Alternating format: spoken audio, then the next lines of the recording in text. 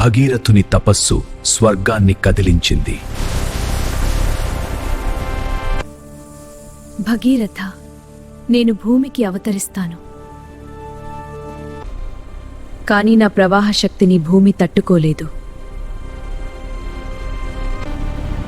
దేవి, నా వంశం విముక్తి కోసం ఏదైనా చేస్తాను. అప్పుడు స్వర్గగంగ భూమి వైపు దూసుకువచ్చింది.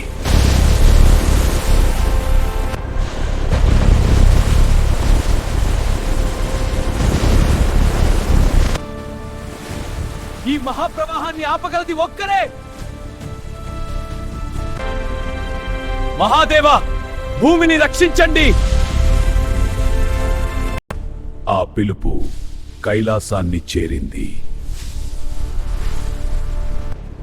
ఇప్పుడు ఒక మహాశక్తి ప్రవేశించబోతోంది.